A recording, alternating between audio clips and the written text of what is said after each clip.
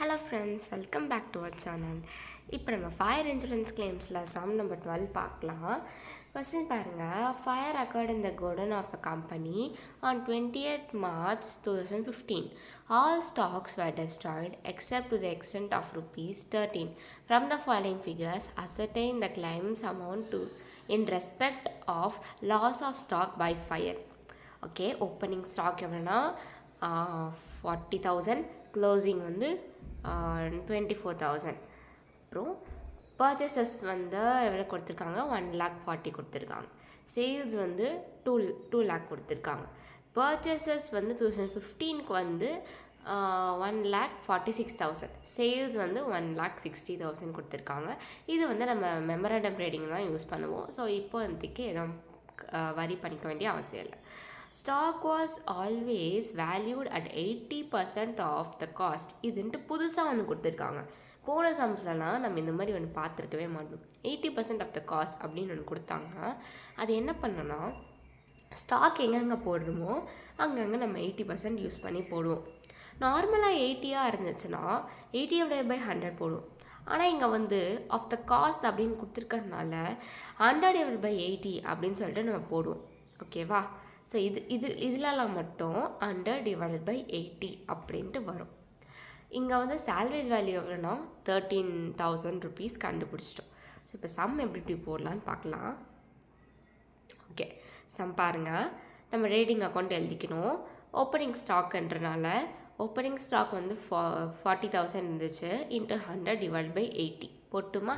இப்போ எவ்வளோ வருதுன்னா நமக்கு 50,000 ஆன்சர் வருது. பர்ச்சேசஸ் நார்மலாக இருக்கிறது அப்படி எழுதிக்கலாம், 1,40,000. இப்போது சேல்ஸ் 2 lakh. க்ளோசிங் ஸ்டாக் எவ்வளோனா 24 பார்த்தோம். 24 × 100/80 போட்டால் நமக்கு 30 கிடைக்குது. 2 lakhையும் 30யும் ஆட் பண்ணால் 2,30,000. 2,30,000 அப்படியே நம்ம டெபிட்ஸை போட்டு ஓப்பனிங்கும் பர்ச்சேஸும் ஆட் பண்ணிட்டு இந்த 2,30,000 மைனஸ் பண்ணால் நமக்கு வந்து கிராஸ் ப்ராஃபிட் கிடச்சிடும். கிராஸ் ப்ராஃபிட் வந்து 40.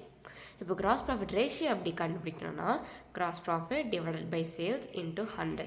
கிராஸ் ப்ராஃபிட் எவ்வளோ 40,000, சேல்ஸ் எவ்வளோ 2 lakh, இன்ட்டு 100 போட்டால் 20% கிடச்சாச்சு. இப்போ கிராஸ் ப்ராஃபிட் ரேஷியோ நமக்கு கண்டுபிடிச்சிட்டோம். இப்போது இருக்கிற எல்லாத்தையும் சப்ஸ்டியூட் பண்ண வேண்டியது மட்டும் தான் வேலை. இப்போ எழுதிக்கணும், மெமரண்டம் ட்ரேடிங் அக்கௌண்ட்டுன்னு எழுதிட்டு பர்டிகுலர்ஸ் எழுதிக்கோங்க.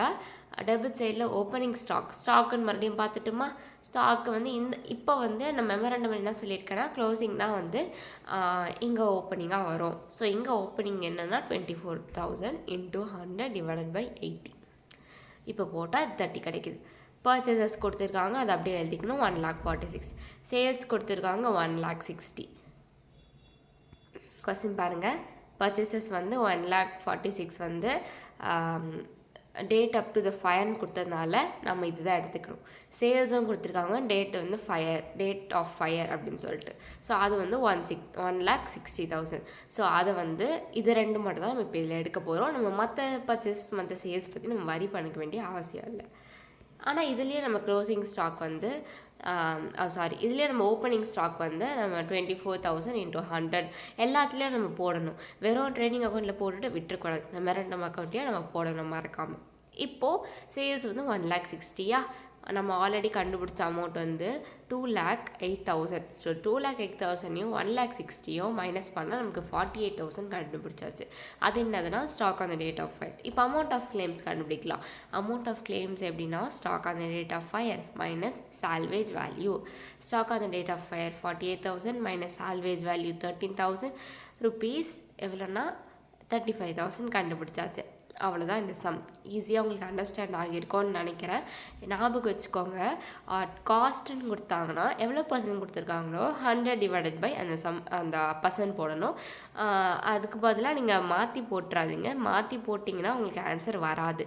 எப்போவுமே 100 மேலே வரும். ஆன் காஸ்ட் அந்த மாதிரி எதாவது கொடுத்துருந்தா வேல்யூ கொடுத்து, ஓகேவா, ஸ்டாக் வேல்யூ ஆன் காஸ்ட் அப்படி கொடுத்தாங்கன்னா நம்ம வந்து நல்லா ஞாபகம் வச்சுக்கிட்டு போடணும்.